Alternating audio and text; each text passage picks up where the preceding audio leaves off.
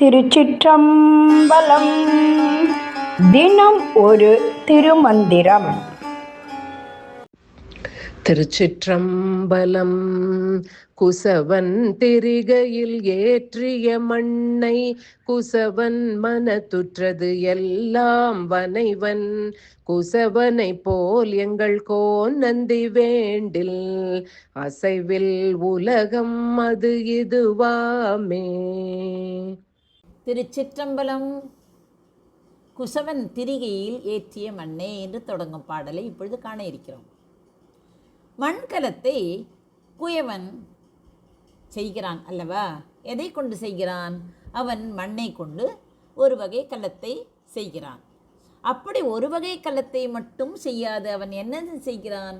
குடல், சால், கரகம் முதலாக பல்வேறு வகைப்பட அவன் வனைகிறான்.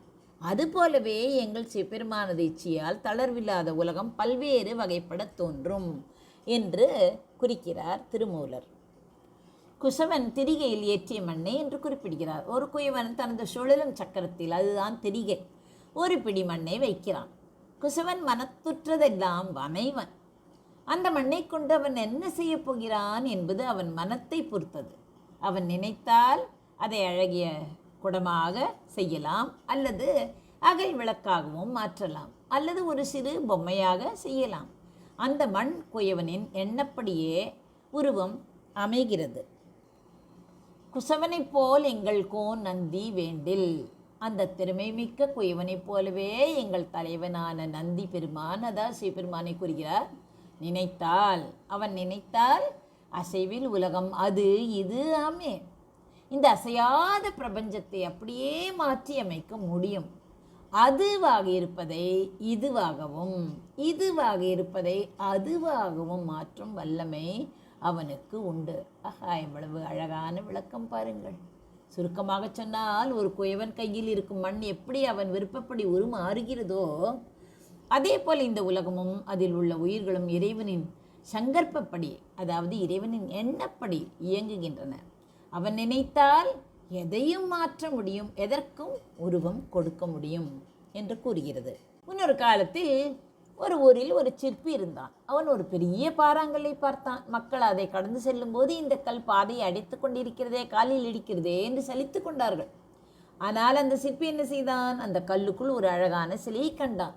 அவன் தனது ஒளியால் தேவையற்ற பகுதிகளை செதுக்கினான். சில நாட்களில் மக்கள் திட்டிய அதே கல் ஒரு அழகான தெய்வ சிலையாக மாறிவிட்டது. இப்போது அதே மக்கள் அந்த கல்லின் முன் விழுந்து வணங்கினார்கள். கதையின் நீதி என்ன?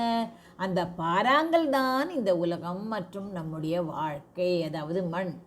அந்த சிற்பி யார்? குயவன் யார்? குயவன் தான் இறைவன்.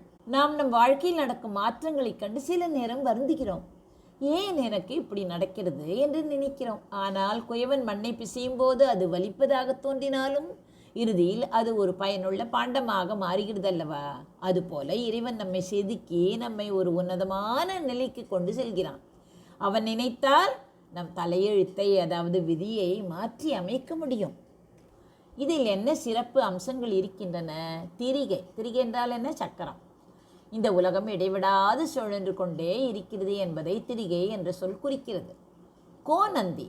திருமூலர் இறைவனை நந்தி என்று அழைப்பதையே வழக்கமாக கொண்டுள்ளார். நந்தி என்றால் ஆனந்தம் தருபவர் என்று பொருள். மாற்றத்தின் ரகசியம். உலகம் நிலையானது என்று நாம் நினைக்கிறோம் அல்லவா? ஆனால் இறைவனின் பார்வையில் அது ஒரு களிமண் உருண்டை போலத்தான். அவன் விருப்பப்படி அது மாறிக்கொண்டே இருக்கும். இறைவன் ஒரு மகா கலைஞன். நாம் அவன் கையில் இருக்கும் மென்மையான களிமண். அவனை சரணடைந்தால் அவன் நம்மை மிக உன்னதமான வடிவமாக வனைந்து விடுவான் என்பதை இந்த பாடலின் உட்பொருள். குசவன் திரிகையில் ஏற்றிய மண்ணை குசவன் மனத்துற்றதெல்லாம் வனைவன் குசவனை போ எங்கள் கோன் நந்தி வேண்டில் அசைவில் உலகம் அது இதுவாமே. நன்றி, வணக்கம். உமா பாலசுப்ரமணியன்.